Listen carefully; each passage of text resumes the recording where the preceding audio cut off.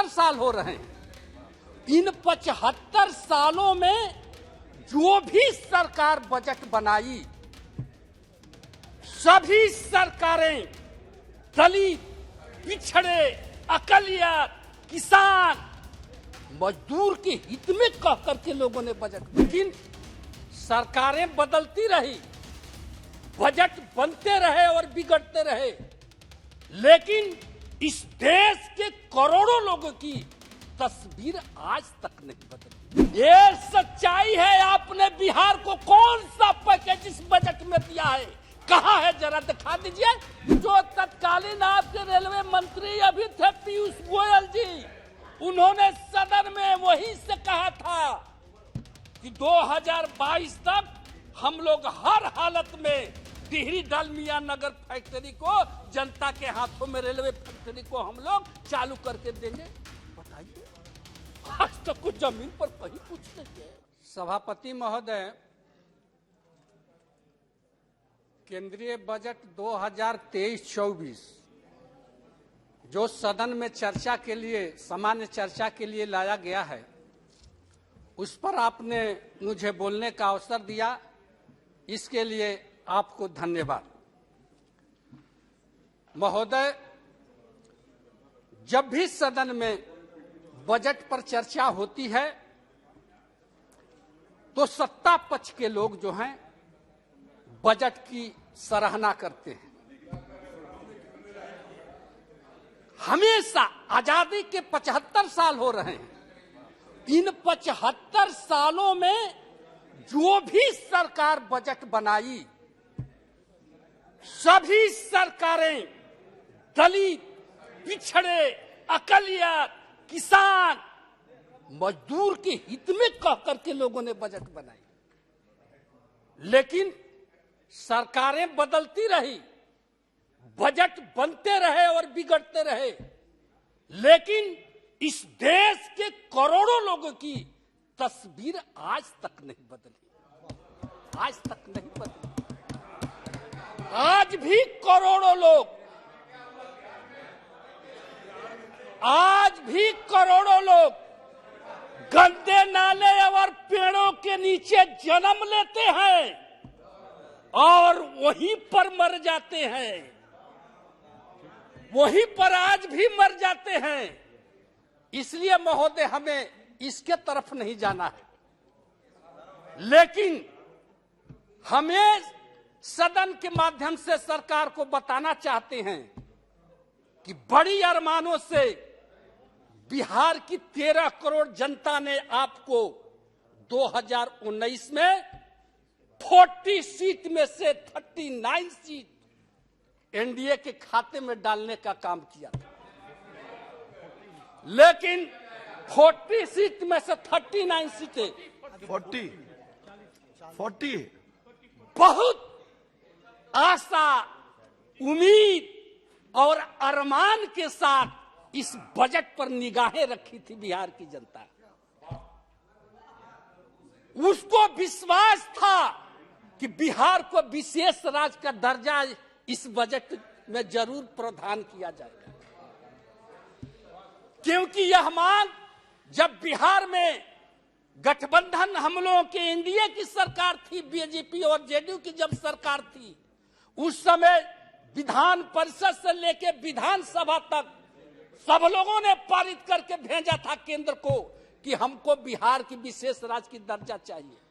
जब बिहार से झारखंड अलग हुआ था तो केंद्र सरकार ने उस समय वादा किया था कि बिहार को हम लोग विशेष पैकेज दे करके विकसित राज्यों को श्रेणी में लाने का काम करेंगे।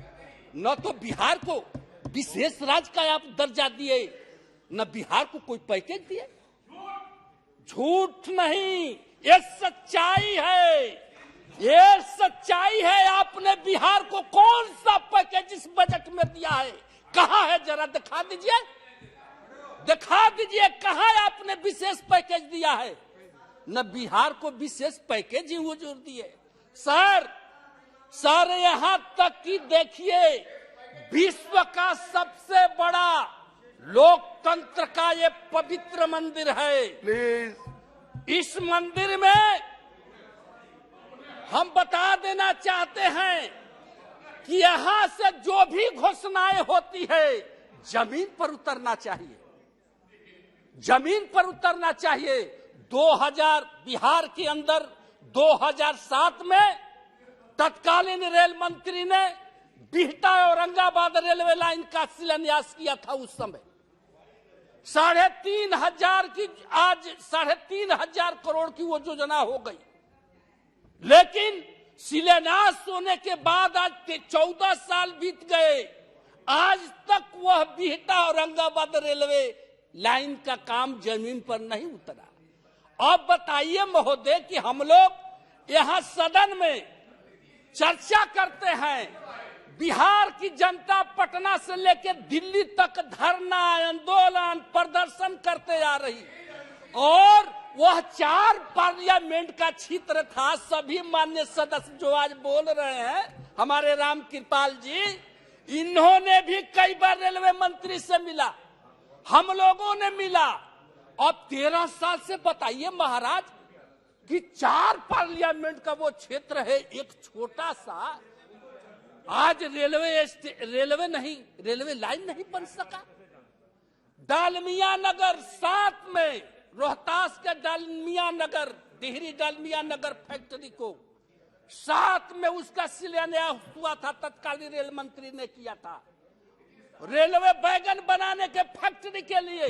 अब बताइए 13-14 साल हो गया महाराज, 14 साल से विगत जो तत्कालीन आपके रेलवे मंत्री अभी थे पीयूष गोयल जी, उन्होंने सदन में वहीं से कहा था कि 2022 तक हम लोग हर हालत में डिहरी डालमिया नगर फैक्ट्री को, जनता के हाथों में रेलवे फैक्ट्री को हम लोग चालू करके देंगे।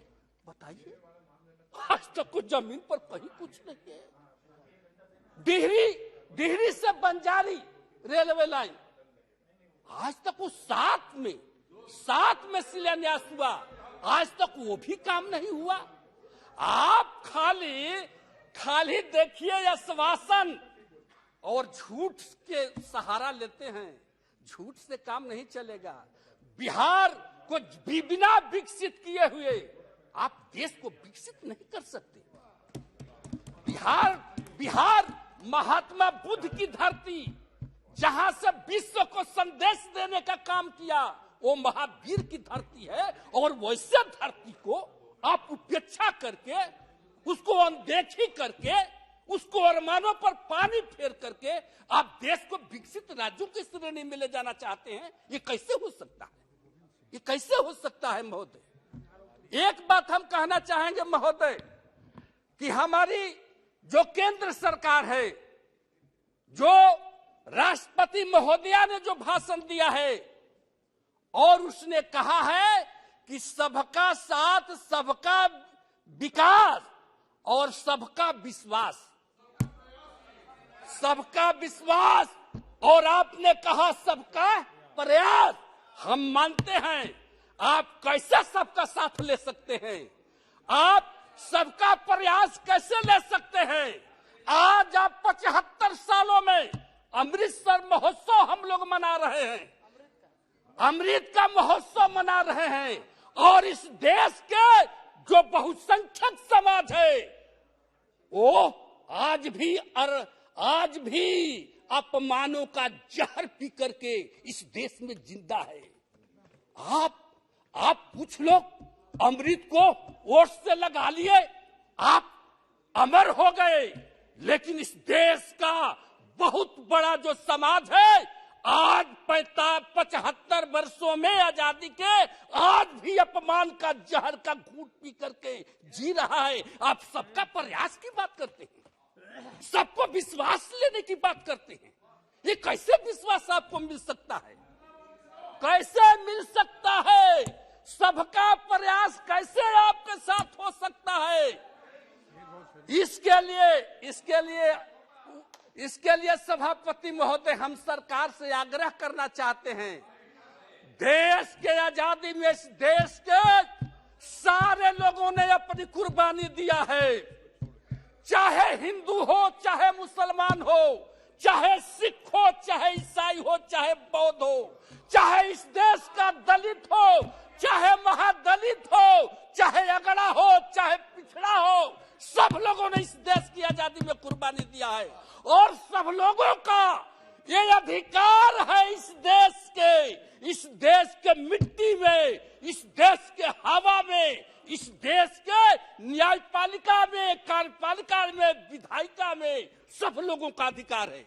सब लोगों को जब तक आप प्रतिनिधित्व नहीं दीजिएगा तो कहिएगा कि सबका हमको प्रयास चाहिए, सबका विश्वास चाहिए।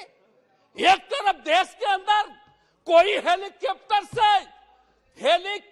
से जाकर के शादी विवाह अपनी बहू बेटियों का करता है, और इस देश के अंदर दलित, आज भी दलित जो है घोड़ा पर चढ़कर अगर शादी करने जाता है तो उसको आप उतार देते हैं और कहते हैं कि सबका साथ चाहिए, सबका साथ चाहिए। ये कैसे हो सकता है? इसके लिए एक उपाय है सभापति महोदय, अगर हमारी केंद्र सरकार अगर चाहती है कि सबका प्लीज बैठ जाइए, अगर प्रयास आपका जब अवसर है तब बोलिएगा। तो एक ही उपाय है महोदय कि जो इस देश में सामाजिक जो व्यवस्था है यह गैर बराबरी व्यवस्था है, और यह व्यवस्था जैसे आरएसएस प्रमुख भागवत जी ने कहा कि इस देश में जाति कोई भगवान ने नहीं बनाई है, आदमी ने बनाया है।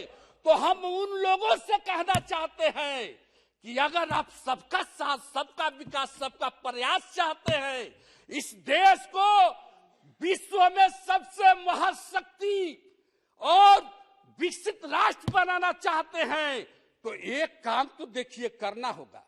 एक काम क्या करना होगा कि या तो जो लोग गैर बराबरी व्यवस्था के तहत जो लोग नीचे गिराए गए हैं जात पात के नाम पर, उन लोगों को आपको ऊपर उठाना होगा, और उनको ऊपर उठाने के